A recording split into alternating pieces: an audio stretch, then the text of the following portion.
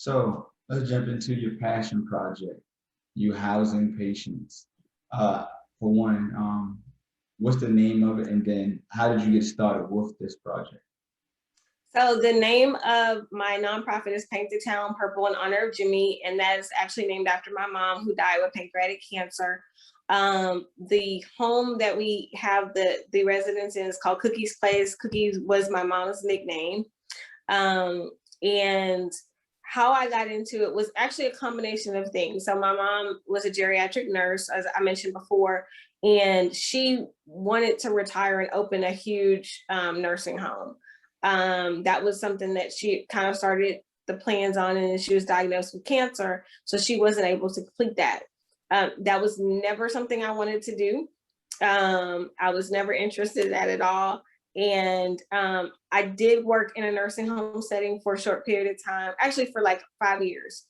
And I would see patients that didn't have the money or the means upon discharge to go to a facility that they needed for 24-hour care. So we would literally have to send that patient to a Star of Hope or a shelter. And that would be considered, quote unquote, a safe discharge because we were not sending them home alone or putting them on the streets.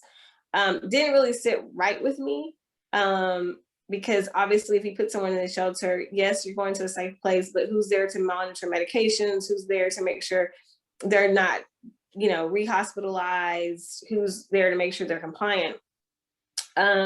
So that was kind of something I had in the back of my mind. And then literally for about 4 or 5 weeks after my mom passed, I literally would wake up with this vision of this house that had like people in it that were like elderly. And I was like, okay, this is weird.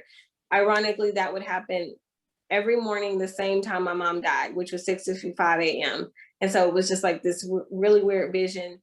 So kind of blocked it out, didn't have time, was on my hustle with other stuff. And eventually just was like, okay, let me see what this is. Let me just look into it. And then I had the means, I had the experience working with the elderly at that time and knew there was a need. So I decided along with my sister and we got, that we would start looking into this. We got a board set up and we have been in business with that for 6 years now, almost 6 years. Some of our residents have been with us the whole 6 years. Some of them have passed on. And then we have, a few new ones, but most of them have been with us for quite some time and literally don't really have another place to go.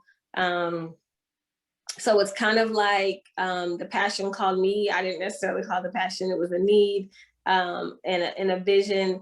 And so it kind of fulfills what my mom wanted to do, not as fancy. But I think that we've definitely been able to help several individuals with cancer and dementia, give them a safe place, make sure that they're, holistically well, and that they have love and care. And so, like I said, the passion found me. So I'm just, just a vessel and just doing what I think God wanted me to do. So. That's amazing. I want to start off by saying congrats for being able to do this for 6 years and having a nonprofit. Sounds amazing that these people are able to come to you and stay with you for so long. So that also means something that you guys are providing like top tier service because nowadays nobody stays with any company long. So for them to be with you for the whole time, that means something. Yeah, thank you. You're welcome.